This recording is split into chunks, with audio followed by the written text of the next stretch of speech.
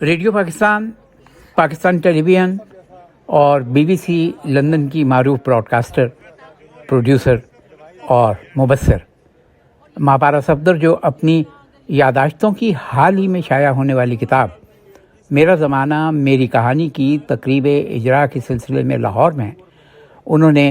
3 March جمعے کے روز Lahore international book fair expo centre Johar town میں ایک خاص تقریب میں شرکت کی۔ یہ تقریب اس حوالے سے تھی کہ اس کے ہال نمبر 1 میں جہاں بک کارنر جہلم کا سٹال تھا، وہاں انہوں نے اپنی اس تازہ شائع ہونے والی کتاب کے پڑھنے والوں کو اپنی کتاب دستخط کر کے دی۔ بہت سے احباب نے کتاب کے حوالے سے اور کتاب میں موجود تاریخی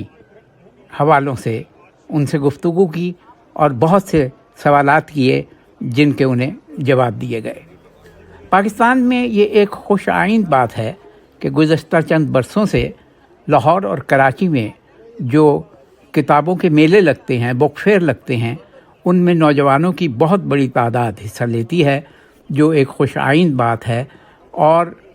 ایک برے سیاسی ماحول کے اندر لوگوں کا ایک مرتبہ پھر مطالعے کی طرف آنا اور مطالعے کا احیا ہونا ایک خوشگوار نشانی ہے۔ مصنفہ ماپارا صفدر نے اپنی اس کتاب میں اپنی نجی زندگی کے حوالے سے، اپنی قلمی اور ادبی زندگی کے حوالے سے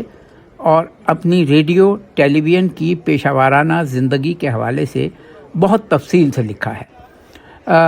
بہت سی تصویریں اس میں نایاب موجود ہیں،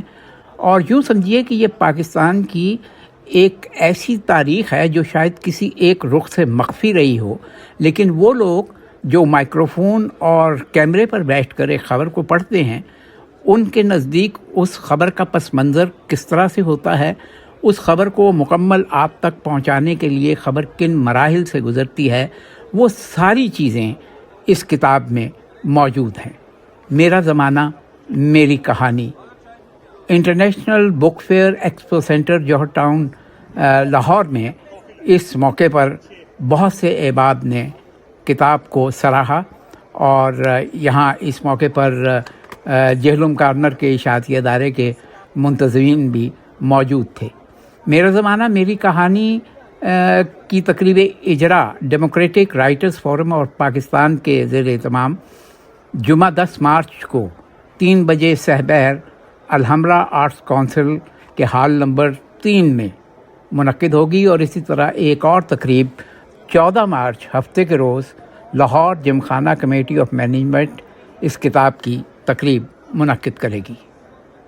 عالمی اخبار، لندن۔